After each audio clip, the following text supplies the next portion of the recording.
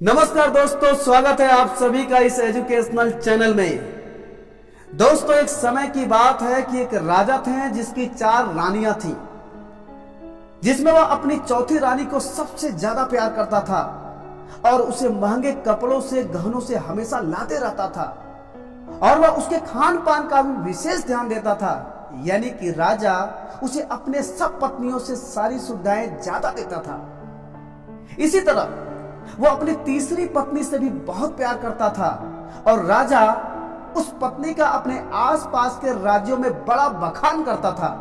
मगर राजा को इस बात का बहुत ही दुख था कि वो एक दिन उसे किसी और के लिए छोड़ देगी। इसके बाद पता चलता है कि वह अपने दूसरी पत्नी से भी बहुत प्यार करता था और वो उसकी पत्नी उसकी हमराज थी और राजा के साथ हमेशा सहानुभूति, इज्जत और धैर्य से रहती थी।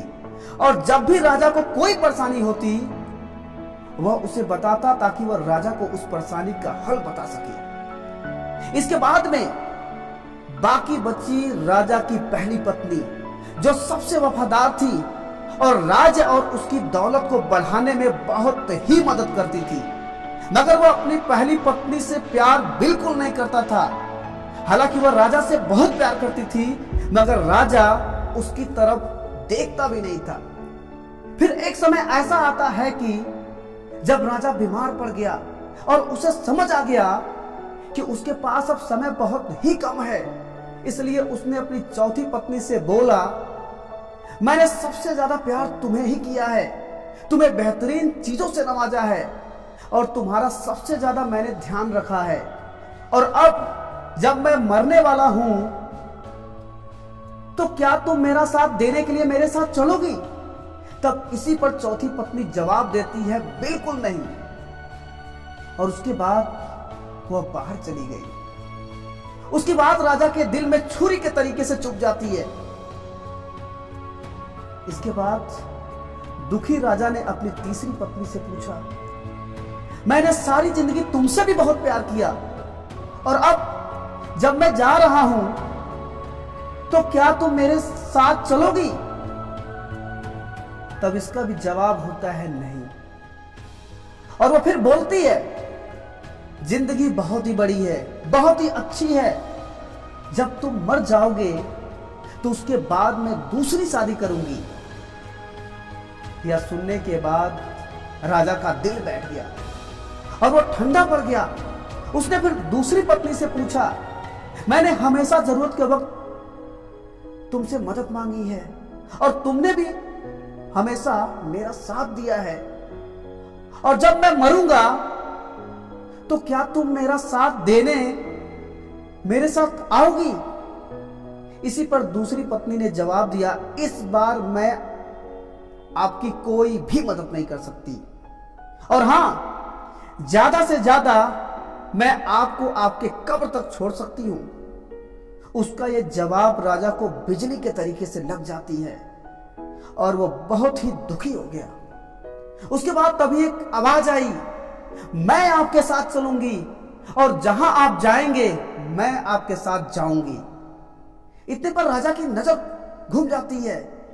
जब नजर घूम जाती है, जब वो नजर को घुमा करके जब पीछे पलट करके देखता है तो उसकी पहली पत्नी खड़ी थी। वो बेहद कमजोर थी क्योंकि वो सही से भोजन भी खाने को नहीं पाती थी। दुख से भरकर राजा ने कहा, जब मेरे पास मौका था तब मुझे तुम्हारा ध्यान ही नहीं आया। उस समय मुझे तुम्हारा बेहतर ध्यान रखना चाहिए था। मुझसे बहुत ही बड़ी भूल हुई, मैं तुमको समझ ना सका। दोस्तों, अब जो आगे की जो लाइन है वो जिंदगी को बदल देने वाली है। वो जो चौथी पत्नी थी वो हमारा शरीर है। हम चाहे इसे सजाने में धजाने में कितना भी दिल लगाएं, मृत्यु के समय ये हमें छोड़ जाएगा। और वो जो तीसरी पत्नी थी वो हमारी संपत्ति, दर्जा और दौलत है। जब हम मरते हैं ना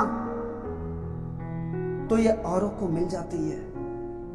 उसके बाद जो दूसरी पत्नी थी वो हमारा परिवार और मित्रगण है।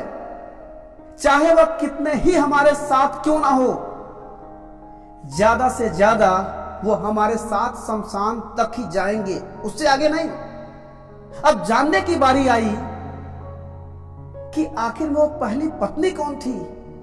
दोस्तों, पहली पत्नी हमारी आत्मा है, जो अक्सर दौलत, ताकत और अहंकार के लिए बेध्यान हो जाती है। मगर हमारी आत्मा ही एक ऐसी है जो जहां हम जाएंगे वहां तक वह भी जाएगी। इसीलिए इसे उपजाऊ, ताकतवर बनाएं और इसका आज से ही ध्यान रखें। यह इस दुनिया का आपको सबसे बड़ा तोहफा मिला है। दोस्तों, यही मानव जीवन की सबसे बड़ी सच्चाई है। वीडियो में अभी तक बने रहने के लिए आपको बहुत बहुत धन्यवाद।